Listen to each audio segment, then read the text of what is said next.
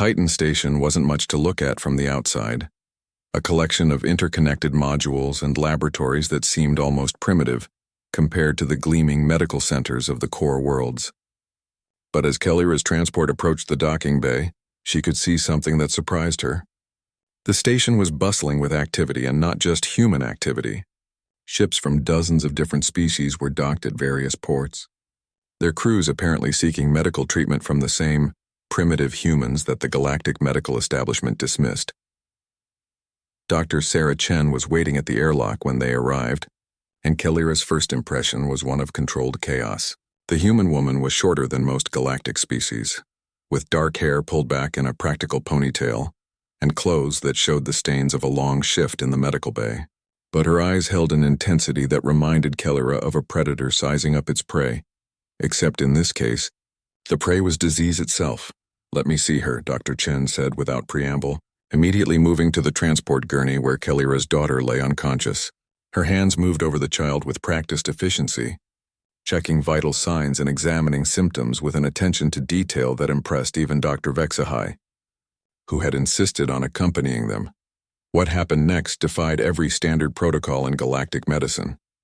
Instead of immediately running the child through the sophisticated scanning equipment that lined the walls of the human medical bay, Dr. Chen did something unprecedented. She sat down beside the gurney and simply observed. For 10 minutes, she watched the child breathe, noting the rhythm and depth of each breath. She studied the color changes in the Zelathi's translucent skin, the way her muscles twitched during the neural seizures, the pattern of her brain activity on the primitive human monitors. Coronian flux syndrome, Dr. Chen murmured, but there was something different in her tone. Where other doctors had spoken the diagnosis like a death sentence, she said it like a challenge. "The textbooks say it's always fatal. The neural pathways deteriorate, the body's electrical system fails, and death follows within days." Dr. Vexhai nodded grimly. "That's correct. We've tried every known treatment protocol, neural regeneration therapy, bioelectric field manipulation, even experimental quantum healing techniques. Nothing has worked." Dr. Chen looked up at him with an expression that was equal parts respect and pity. "You've tried to fix the symptoms. But what if you're treating the wrong problem entirely?" The concept was so foreign to galactic medical thinking that Dr. Vexhai actually stepped backward. "I don't understand. The neural deterioration is the disease. The breakdown of bioelectric function is what's killing her." "No," Dr. Chen said, her voice gaining confidence as she spoke. "The neural deterioration is what the disease looks like. But what if it's not a disease at all? What if it's the body's response to something else entirely?" She stood up and began pacing, her mind clearly working through possibilities that hadn't occurred to anyone else. "In human medicine, we have a saying, when you hear hoofbeats, think horses, not zebras. But sometimes when all the horses have failed, you need to start looking for zebras." Kellyra watched this strange human doctor with growing hope and confusion. Dr. Chen was approaching her daughter's condition from an angle that no one had considered. Instead of focusing on the neural symptoms, she was treating them as clues to a deeper mystery. "Your daughter's brain isn't degenerating randomly," Dr. Chen explained, pulling up holographic displays of the child's neural scans. "Look at the pattern of the damage. It's not following the neural pathways that Coronian flux usually affects. It's following the body's natural electromagnetic field lines." Dr. Vexhai studied the scans with new eyes. I hadn't noticed that pattern before." "Because you were looking for a genetic disorder," Dr. Chen said gently. "But what if this isn't genetic at all? What if it's environmental? What if your daughter's nervous system is reacting to some kind of external electromagnetic interference?" The possibility hung in the air like a revelation. Kellyra felt her heart's racing as she watched the human doctor's mind work through the implications. This wasn't just a different treatment approach, it was a completely different understanding of what was wrong. "But how do we test that theory?" Dr. Vexhai asked, his professional skepticism warring with newfound curiosity. Dr. Chen smiled, and for the first time since arriving at the station, Kellyra saw something in the human's expression that looked almost predatory. "We do something that would probably get me thrown out of any respectable galactic medical facility. We strip away every piece of advanced technology in this room and see what happens to her neural patterns." The suggestion was so radical that several of the station's medical staff actually gasped. "Remove the life support systems. Disconnect the neural stabilizers? It went against every principle of modern medicine. You're talking about withdrawing treatment, Dr. Vexhai protested. She could die within minutes.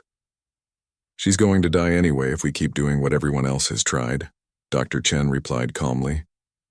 But if I'm right about the electromagnetic interference, then all of our advanced equipment might actually be making her condition worse. Sometimes the most sophisticated tool isn't the right tool. Kalira looked down at her daughter's pale face, then back at the human doctor who was proposing something that sounded insane, but felt like the first real hope she'd had in weeks. What exactly are you asking me to do? I'm asking you to trust me to try something that no one else would dare attempt, Dr. Chen said honestly. I'm asking you to let me take your daughter off every advanced system in this room and see if her natural healing ability has a chance to work without all the technological interference. The silence in the medical bay was deafening. Equipment hummed quietly around them. Machines that represented thousands of years of galactic medical advancement. And a human doctor was suggesting that all of it might be making things worse. Kalira closed her eyes and made a decision that would change everything. Do it. The medical bay of Station Kepler 442 hummed with the quiet efficiency of advanced alien technology. But even the most sophisticated equipment in the galaxy couldn't mask the desperation radiating from the Zealothi female clutching her dying child. Her translucent blue skin had taken on a sickly gray pallor, and her normally luminous eyes were dim with exhaustion and fear. Dr. Vexhai, the station's chief medical officer, had exhausted every treatment protocol in the galactic medical database. The child's condition was deteriorating rapidly, her small body racked with the final stages of Coronian flux syndrome, a rare genetic disorder that attacked the nervous system of young Zealothi.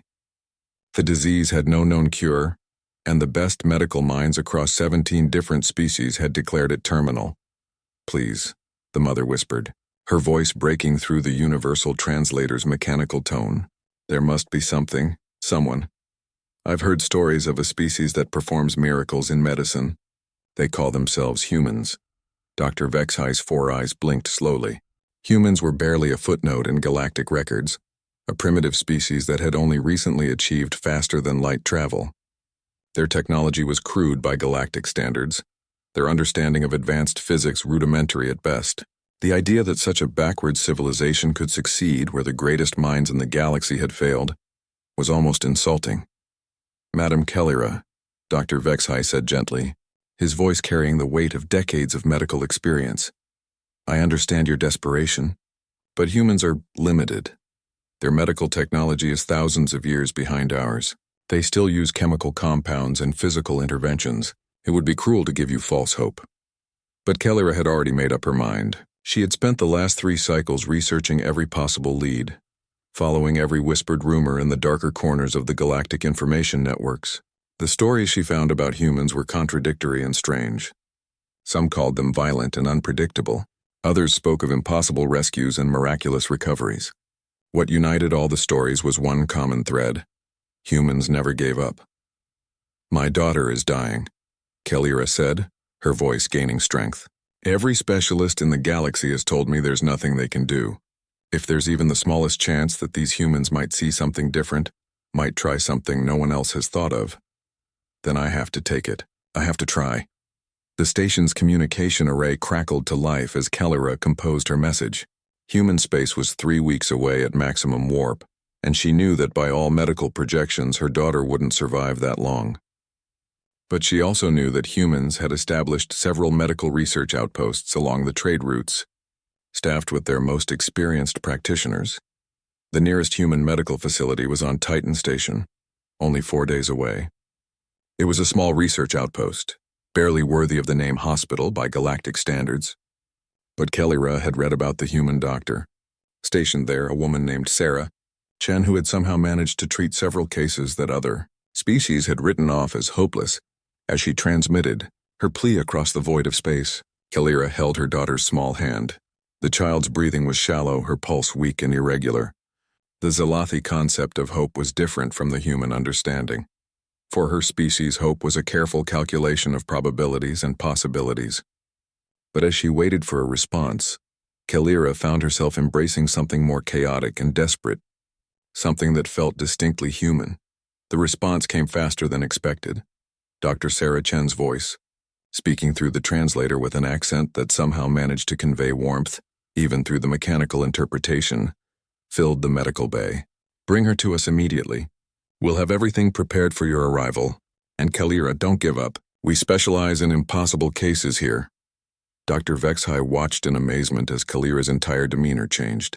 The gray pallor left her skin, replaced by a faint blue glow that spoke of renewed determination. He had seen this phenomenon before, but only in humans. The ability to find strength in the face of impossible odds, to fight when logic demanded surrender. "I don't understand it," he murmured to his assistant as they prepared the child for transport. "Their medicine is primitive. Their equipment is outdated. Their understanding of Zalathi physiology is limited at best. What could they possibly do that we cannot?" His assistant, a young Corellian fresh from medical academy, looked up from the transport preparation. "Perhaps that's exactly the point, sir. Maybe sometimes you need someone who doesn't know something is impossible." As the transport ship prepared for departure, carrying a dying child and her desperate mother toward a small human medical station, neither Kalira nor Dr. Vexhai could have imagined what they were about to witness. They were about to discover that humanity's greatest strength wasn't their technology or their knowledge, it was their absolute refusal to accept that some battles couldn't be won. The ship engaged its faster-than-light drive, carrying its precious cargo toward an uncertain future. In the medical bay, surrounded by the quiet hum of life support systems, a small Zalathi girl fought for each breath while her mother whispered ancient prayers to gods she had never truly believed in. And somewhere ahead of them, on a modest research station orbiting a distant star, a human doctor was already breaking every rule in the medical textbook, preparing for a case that would challenge everything the galaxy thought it knew about the limits of healing. 3 days later, Kalira's daughter opened her eyes for the first time in 2 weeks. The transformation was so complete that Dr. Vexhai had to check and recheck the medical records to confirm they were treating the same patient. Not only had the Coronian flux syndrome been completely eliminated, but the child's neural development had advanced beyond anything in the medical literature. Her cognitive function is testing at levels significantly above normal for her age group, Dr. Chen explained as she reviewed the latest assessment results. The forced neural reorganization didn't just repair the damage, it created new pathways that are actually more efficient than the original ones. Word of the unprecedented recovery spread quickly through the galactic medical community, and Titan Station found itself inundated with visitors. Medical professionals from across the galaxy wanted to understand how a primitive human facility had succeeded where the most advanced medical centers had failed. Dr. Yorthak, the director of the Galactic Medical Council, arrived on the station 3 days after the child's recovery. He was a towering Korthakian whose species had been at the forefront of galactic medicine for over 2 millennia. His presence at a human medical facility was unprecedented and had sent shockwaves through the medical establishment. "I've reviewed your treatment protocols," he said to Dr. Chen, his tone carefully neutral. "What you did violates approximately 47 different galactic medical safety standards." Dr. Chen met his gaze without flinching, and yet the patient recovered completely. "That's what makes this so problematic," Dr. Yorthak admitted. "Your methods shouldn't have worked. According to everything we know about Coronian flux syndrome, what you attempted should have killed the patient within hours." "But it didn't," Kalira interjected, stepping forward with her daughter at her side. The child was not only healthy but seemed to radiate vitality in a way that was remarkable, even for a young Zalathi. "My daughter is alive because Dr. Chen was willing to try something that everyone else said was impossible." Dr. Yorthak studied the child with fascination and concern in equal measure. "The neural scans are extraordinary. Her brain has developed connections that we've never seen before. It's as if the trauma forced an evolutionary leap in her neural architecture." "That's exactly what happened," Dr. Chen said.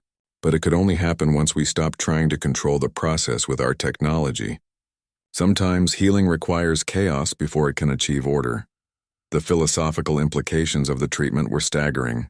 For centuries, galactic medicine had been based on the principle of technological intervention, using increasingly sophisticated equipment to override the body's natural processes. The idea that removing technology could be more effective than adding it challenged the fundamental assumptions of medical practice. There's something else, Dr. Chen continued. We've been running studies on other patients with supposedly incurable conditions. The electromagnetic interference theory applies to more diseases than just Coronian flux syndrome. We're finding that many conditions that are considered terminal might actually be treatable using similar approaches. Dr. Vexhai, who had remained at Titan Station to observe the treatment protocols, stepped forward with a datapad. I've documented 17 different cases where reducing technological intervention led to improved patient outcomes. The success rate is unprecedented. Dr. Yorthak examined the data with growing amazement. These results suggest that our entire approach to medicine might be fundamentally flawed. If electromagnetic interference from medical equipment is actually hindering natural healing processes, then we might be causing more harm than good in many cases. It's not that the technology is bad, Dr. Chen clarified. It's that we've been using it incorrectly. We've been so focused on overriding the body's natural processes that we forgot to work with them. Sometimes the most advanced tool is knowing when not to use any tools at all. The conversation was interrupted by an urgent communication from the station's docking bay. A ship had just arrived carrying a delegation from the Hegemony, the galaxy's most powerful military alliance. The ship's commander requested an immediate meeting with Dr. Chen, and the tone of the message suggested this wasn't a medical consultation. Admiral Kexandra was a Vorthan warrior whose species had dominated galactic politics for over 3 centuries. Her arrival at Titan Station with a full military escort sent ripples of tension throughout the facility. The Hegemony had always viewed humans as a minor and potentially troublesome species, barely worthy of notice. Dr. Chen, the Admiral said without preamble as she strode into the medical bay, we need to discuss the implications of your recent medical breakthrough. I'm not sure what implications you're referring to, Dr. Chen replied carefully. We saved a child's life using unconventional methods. I would think that would be seen as a positive development. Admiral Kexandra studied the assembled medical staff with eyes that missed nothing. The problem is that your unconventional methods have potential applications far beyond medicine. The ability to manipulate neural pathways to force evolutionary leaps in brain development, these capabilities have obvious military applications. The room fell silent as the implications became clear. If the human treatment could enhance neural development in children, what could it do to adult soldiers? What kind of enhanced cognitive abilities might be possible if the process could be refined and controlled? That's not what this is about, Kelira said firmly, stepping protectively in front of her daughter. This is about healing, about saving lives, perhaps, Admiral Kexandra replied. But the galaxy has learned to be cautious about human innovations. Your species has a disturbing tendency to turn even the most benevolent discoveries into weapons. Dr. Chen felt the weight of history in those words. Humanity's reputation in the galaxy was complex. They were respected for their tenacity and innovation, but feared for their capacity for violence and their refusal to accept limitations. We're not interested in weaponizing medical treatments, Dr. Chen said. Our goal is to help people heal. Your intentions may be noble, the Admiral conceded, but can you guarantee that this technology won't be misused? Can you ensure that other humans won't see the military potential in forced neural evolution? The question hung in the air like a threat. Kelira realized that her desperate plea to save her daughter had unleashed something that could change the balance of power in the galaxy. The humans had proven that they could achieve the impossible in medicine, but that very achievement had made them a potential threat to the established order. 3 days later, Kelira's daughter opened her eyes for the first time in 2 weeks. The transformation was so complete that Dr. Vexhai had to check and recheck the medical records to confirm they were treating the same patient. Not only had the Coronian flux syndrome been completely eliminated, but the child's neural development had advanced beyond anything in the medical literature.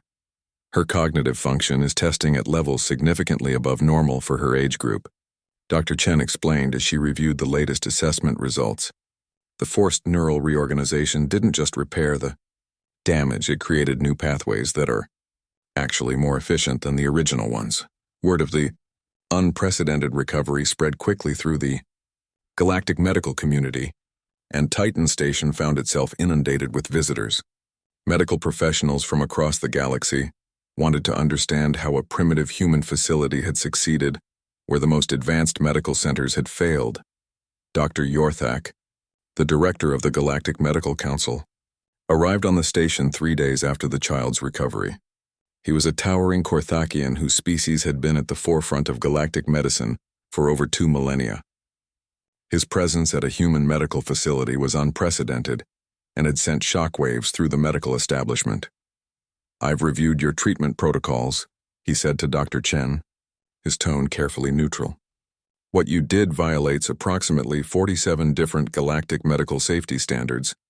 Dr. Chen met his gaze without flinching, and yet the patient recovered completely. "That's what makes this so problematic," Dr. Yorthak admitted. "Your methods shouldn't have worked. According to everything we know about Coronian flux syndrome, what you attempted should have killed the patient within hours."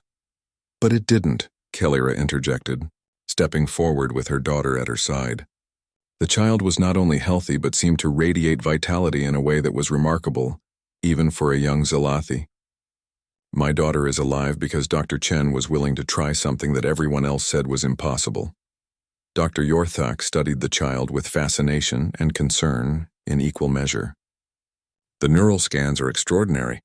Her brain has developed connections that we've never seen before. It's as if the trauma forced an evolutionary leap in her neural architecture." "That's exactly what happened," Dr. Chen said. "But it could only happen once we stopped trying to control the process with our technology. Sometimes healing requires chaos before it can achieve order." The philosophical implications of the treatment were staggering. For centuries, galactic medicine had been based on the principle of technological intervention, using increasingly sophisticated equipment to override the body's natural processes. The idea that removing technology could be more effective than adding it challenged the fundamental assumptions of medical practice. "There's something else," Dr. Chen continued. "We've been running studies on other patients with supposedly incurable conditions. The electromagnetic interference theory applies to more diseases than just Coronian flux syndrome. We're finding that many conditions that are considered terminal might actually be treatable using similar approaches." Dr. Vexhai, who had remained at Titan Station to observe the treatment protocols, stepped forward with a datapad. "I've documented 17 different cases where reducing technological intervention led to improved patient outcomes. The success rate is unprecedented." Dr. Yorthak examined the data with growing amazement. "These results suggest that our entire approach to medicine might be fundamentally flawed. If electromagnetic interference from medical equipment is actually hindering natural healing processes, then we might be causing more harm than good in many cases. It's not that the technology is bad," Dr. Chen clarified. "It's that we've been using it incorrectly. We've been so focused on overriding the body's natural processes that we forgot to work with them. Sometimes the most advanced tool is knowing when not to use any tools at all." The conversation was interrupted by an urgent communication from the station's docking bay. A ship had just arrived carrying a delegation from the Hegemony, the galaxy's most powerful military alliance. The ship's commander requested an immediate meeting with Dr. Chen, and the tone of the message suggested this wasn't a medical consultation. Admiral Kexandra was a Vorthan warrior whose species had dominated galactic politics for over 3 centuries. Her arrival at Titan Station with a full military escort sent ripples of tension throughout the facility. The Hegemony had always viewed humans as a minor and potentially troublesome species. "Barely worthy of notice, Dr. Chen," the Admiral said without preamble as she strode into the medical bay. "We need to discuss the implications of your recent medical breakthrough." "I'm not sure what implications you're referring to," Dr. Chen replied carefully. "We saved a child's life using unconventional methods. I would think that would be seen as a positive development." Admiral Kexandra studied the assembled medical staff with eyes that missed nothing.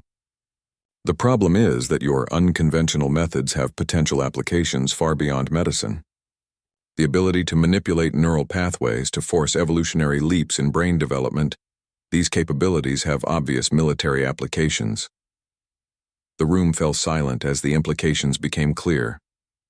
If the human treatment could enhance neural development in children, what could it do to adult soldiers? What kind of enhanced cognitive abilities might be possible if the process could be refined and controlled? "That's not what this is about," Kellyra said firmly, stepping protectively in front of her daughter. This is about healing, about saving lives, perhaps, Admiral Kexandra replied. But the galaxy has learned to be cautious about human innovations. Your species has a disturbing tendency to turn even the most benevolent discoveries into weapons. Dr. Chen felt the weight of history in those words. Humanity's reputation in the galaxy was complex. They were respected for their tenacity and innovation, but feared for their capacity for violence and their refusal to accept limitations. We're not interested in weaponizing medical treatments, Dr. Chen said. Our goal is to help people heal. Your intentions may be noble, the Admiral conceded, but can you guarantee that this technology won't be misused?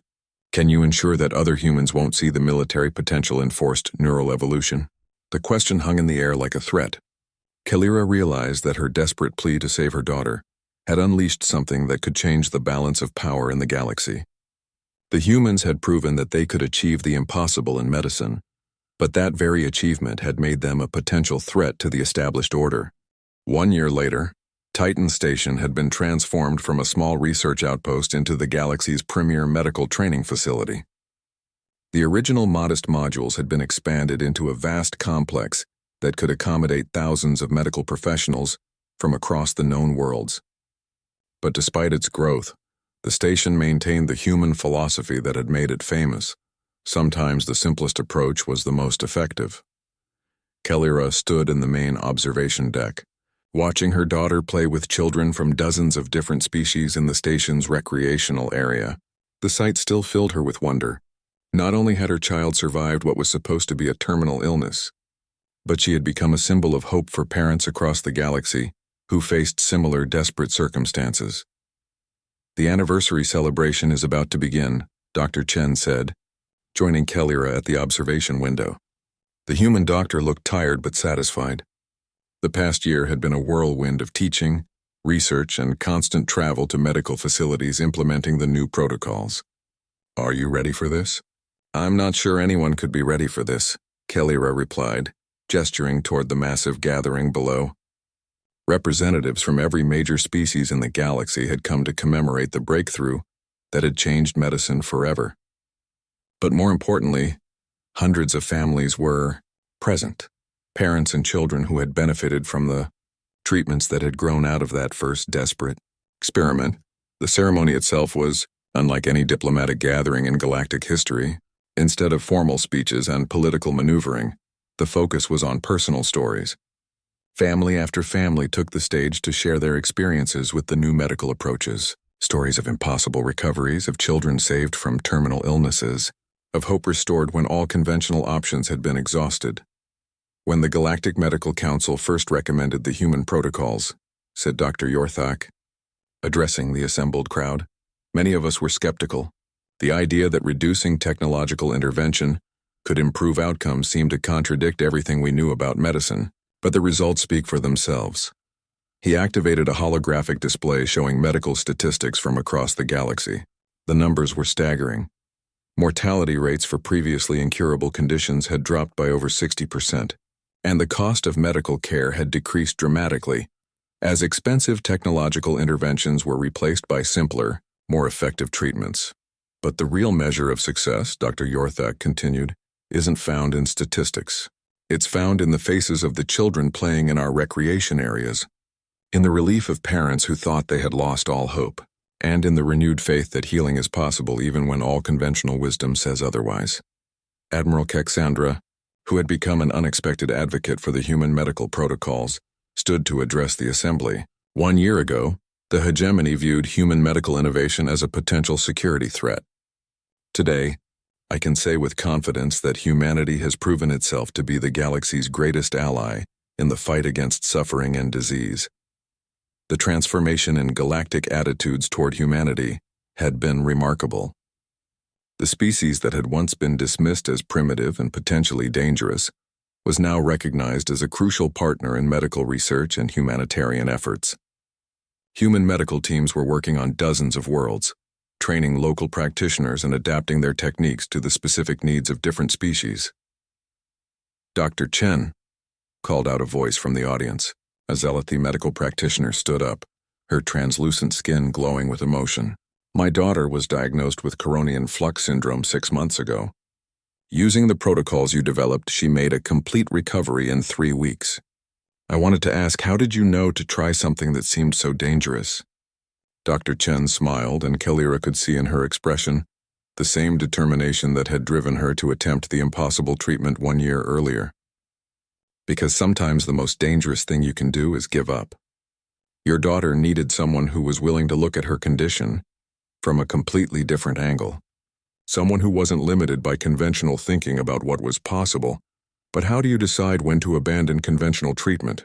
Asked another voice from the crowd. How do you know when to take such radical risks? You listen to the parents, Dr. Chen replied simply.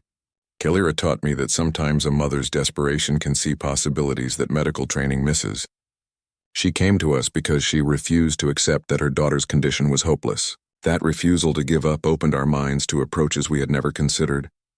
Kalira felt herself blushing as hundreds of eyes turned toward her. She had never intended to become a symbol of parental determination, but she understood that her story had become part of something much larger. I just wanted to save my daughter, she said, her voice carrying across the assembly hall. I had heard stories about humans, about how they never gave up, even when faced with impossible odds. I hoped that maybe they would see something that others had missed. And they did, called out another parent from the audience. Because of what you and Dr. Chen accomplished, my son is alive today. Because you were willing to trust humans with your daughter's life, thousands of other children have been saved. The applause that followed was unlike anything Kalira had ever experienced. It wasn't the polite acknowledgement of a diplomatic gathering. It was the heartfelt gratitude of parents who understood exactly what she had risked and what she had gained. As the ceremony concluded and the crowds began to disperse, Kalira found herself alone with Dr. Chen on the observation deck. Below them, the recreation area was filled with children from dozens of species, all of them alive and healthy because someone had been willing to try the impossible. Do you ever wonder what would have happened if I hadn't contacted you? Kalira asked. Dr. Chen considered the question seriously. Your daughter would have died, and we never would have discovered the potential of minimal intervention medicine. Thousands of other children would have died from conditions that we now know how to treat. The galaxy would have continued to believe that more technology was always better than less technology. But it wasn't really about the technology, was it? Kalira said. It was about being willing to admit that we didn't have all the answers. That's the most human thing of all, Dr. Chen replied. We're not the smartest species in the galaxy, or the most advanced or the most sophisticated. But we're willing to try things that seem impossible. And we're willing to fail if that's what it takes to find a better way. As they watched their children play together in the fading light of Titan Station's artificial day, both mothers understood that they had witnessed something remarkable. A desperate plea from one parent to save her child had grown into a galactic transformation that would benefit countless generations. And in the end, that was the most human thing of all, the refusal to accept that some battles couldn't be won, and the determination to keep fighting even when all hope seemed lost. It was that simple, stubborn refusal to give up that had changed the galaxy forever. The negotiations that followed were unlike anything in galactic history. For the first time, a species had voluntarily offered to share a revolutionary breakthrough with the entire galaxy, while accepting oversight of their own research. The precedent was so unprecedented that it required the formation of an entirely new type of international body, the Galactic Medical Ethics Council. Dr. Chen found herself at the center of discussions that involved representatives from over 40 different species. Each brought their own concerns, their own fears, and their own hopes for what human medical techniques might accomplish. The debates were intense, sometimes heated, but always focused on a single question. How could the galaxy ensure that healing technology remained dedicated to healing? The humans have demonstrated something remarkable, Dr. Yorthak explained to the assembled delegates. They've shown that sometimes the most advanced approach is to step backwards and allow natural processes to function. But more importantly, they've shown that they're willing to share this knowledge freely. Admiral Kexandra, who had initially come to Titan Station as a potential threat, had become an unexpected ally in the negotiations. The hegemony's security concerns remain valid, she admitted, but the humans have exceeded our expectations for cooperation. They've agreed to protocols that go far beyond what we initially requested. The final agreement was elegant in its simplicity. Human medical research would continue under the oversight of a mixed committee of medical professionals and ethicists from across the galaxy. Any new treatments or techniques would be shared freely with all species, with no patents or proprietary restrictions. In exchange, the galaxy would provide funding and resources to expand human medical research, on a scale never before attempted, but the most remarkable aspect of the agreement was what Dr. Chen had insisted on including: a mandate that every major medical facility in the galaxy would train staff in the human approach of therapeutic minimalism, the idea that sometimes the best treatment was less treatment rather than more, would be taught alongside the most advanced galactic medical techniques. "You realize what you've done," Kalira said to Dr. Chen as they watched the formal signing ceremony through the station's observation deck. "You've changed the entire galaxy's approach to medicine." Dr. Chen smiled, holding Kalira's daughter in her arms. The child had become something of a mascot for the new medical protocols, her recovery serving as proof that miracles were possible when conventional wisdom was set aside. "We've changed more than just medicine," Dr. Chen replied. "We've proven that species can work together, that fear doesn't have to drive policy, and that sometimes the greatest strength is admitting that you don't have all the answers." The impact of the agreement was felt almost immediately.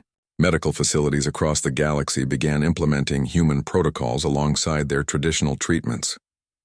The results were remarkable.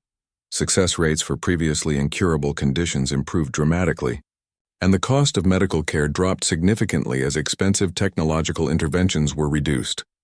But perhaps more importantly, the collaboration had changed how the galaxy viewed humanity itself. No longer seen as a primitive species on the periphery of galactic civilization, humans were now recognized as innovative problem solvers whose unconventional thinking could benefit everyone. "There's something else," Dr. Chen said to Kalira as they watched ships from dozens of different species arriving at Titan Station. The small research outpost had become a pilgrimage site for medical professionals seeking to learn the new techniques. "Your daughter's recovery was just the beginning. We're seeing similar results with dozens of other conditions."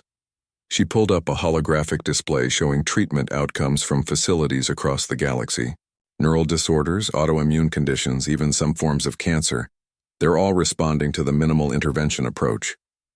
"It's as if we've discovered that the body's natural healing ability is far more powerful than we ever imagined."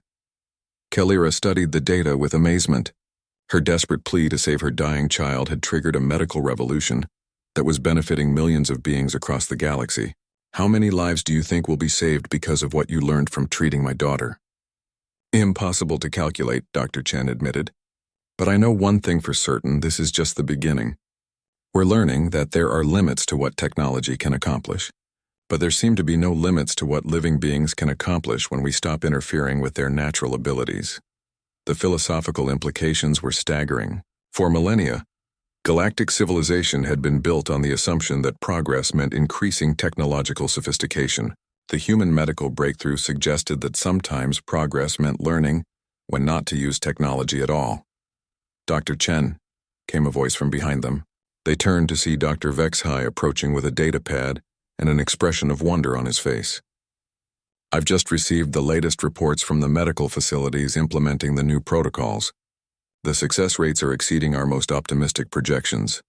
He handed her the data pad, and Dr. Chen's eyes widened as she reviewed the statistics. "These numbers are incredible. We're looking at cure rates that are double what we achieved with traditional methods." "There's more," Dr. Vexhai continued. "The patients aren't just recovering, they're developing enhanced resistance to related conditions.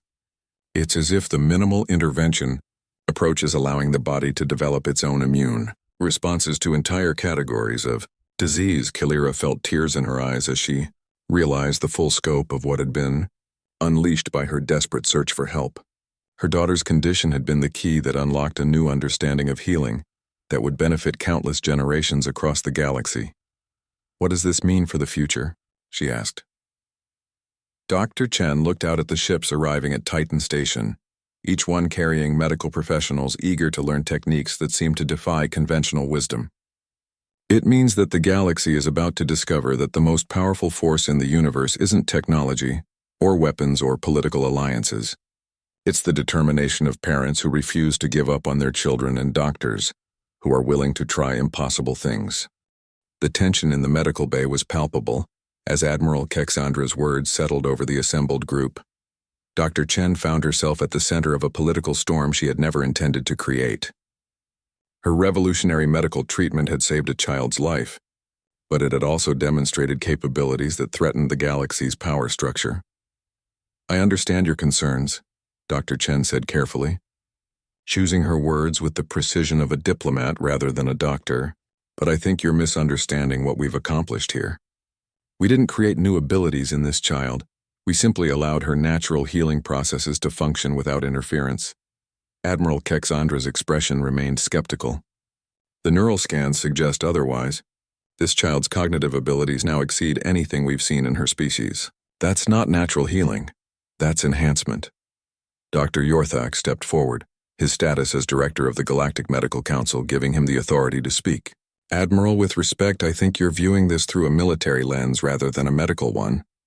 What Dr. Chen achieved was the removal of artificial limitations, not the addition of artificial enhancements." "The distinction may be philosophical," the Admiral replied, "but the results are the same. A human medical facility has demonstrated the ability to fundamentally alter neural development. The hegemony cannot ignore the security implications." Kellera watched this exchange with growing alarm. Her daughter's miracle recovery was being transformed into a political weapon, and she could see the fear in the military commander's eyes. The galaxy's established powers were terrified of what humans might accomplish if their medical breakthrough could be applied on a larger scale. "What exactly are you proposing?" Dr. Chen asked, though her tone suggested she already suspected the answer. "The Hegemony Council is prepared to offer substantial compensation for exclusive access to your treatment protocols," Admiral Kexandra said. "We would also provide protection for your research facility and guarantee the safety of your medical staff." Dr. Chen's eyes narrowed. "And if we refuse your generous offer? Then we would have to consider other options to ensure galactic security." The threat was subtle but unmistakable. The hegemony was prepared to use force if necessary to control or eliminate the human medical breakthrough. Dr. Chen found herself facing a choice between compromising her medical ethics and potentially triggering a conflict that could engulf the entire sector. "You're afraid," Kellera said suddenly, her voice cutting through the political maneuvering. "You're all afraid of what humans might accomplish if they're allowed to continue their research freely." Admiral Kexandra turned to face her, and for a moment, the military commander's mask slipped. "Your species has a disturbing pattern of turning peaceful discoveries into instruments of war. Faster-than-light travel became fleet tactics. Communication technology became psychological warfare. Even your entertainment industry produces military training simulations. That's not what this is," Dr. Chen protested. "This is about healing, about giving parents hope when their children are dying." "Today it's about healing," the Admiral replied. "But what about tomorrow? What happens when your military leaders realize they can use your techniques to create enhanced soldiers? What happens when they decide that neural evolution could give them an advantage in combat?" The questions hung in the air like accusations. Dr. Chen realized that the Admiral wasn't just threatening her research, she was voicing genuine fears about humanity's potential for both creation and destruction. "You want to know what makes humans different?" Dr. Chen said, her voice gaining strength. "It's not our technology or our innovation. It's that we refuse to accept that some problems can't be solved. This child was dying, and every expert in the galaxy had given up on her. But we didn't give up, because that's not who we are." She gestured toward Kellera and her daughter. "You see this as a threat because you're thinking like politicians and military commanders. But this mother didn't come to us seeking a weapon. She came seeking a miracle. And sometimes miracles are exactly what the galaxy needs." Dr. Vexahai had been silent throughout the exchange, but now he stepped forward with newfound resolve. "Admiral, I've spent my entire career practicing medicine according to galactic standards and protocols. But in the past week, I've learned more about healing than I did in decades of traditional practice. The humans aren't threatening the galaxy. They're showing us how to save it. The medical applications alone could revolutionize treatment for dozens of supposedly incurable conditions," Dr. Yorthak added. "We're talking about the potential to eliminate entire categories of suffering. To deny this knowledge to the galaxy because of fear would be the greatest crime against sentient life in recorded history. Admiral Kexandra looked around the room, studying the faces of the medical professionals who had witnessed the impossible recovery. She could see the conviction in their eyes, the absolute certainty that they were fighting for something greater than political expediency. "The Hegemony Council will not be swayed by emotional appeals," she said finally. "The security concerns are legitimate and they must be addressed." "Then let's address them," Dr. Chen said, surprising everyone in the room. "You're worried about military applications? Fine. Let's establish protocols that prevent that. You're concerned about human intentions? Let's create oversight mechanisms that ensure the technology is only used for healing." The proposal was bold and unprecedented. No species had ever voluntarily submitted their medical advances to galactic oversight, especially not when those advances represented such a significant strategic advantage. "You would accept external monitoring of your research?" Admiral Kexandra asked, clearly surprised by the offer. "If it means that children like this one get the help they need, then yes," Dr. Chen replied. "But the oversight has to be medical, not military. And it has to be transparent. No secret committees or classified protocols." Kellyra felt a surge of hope as she watched the human doctor negotiate for her daughter's future and the future of countless other children across the galaxy. Dr. Chen was proving that humans could be trusted with power because they were willing to limit their own power in service of a greater good.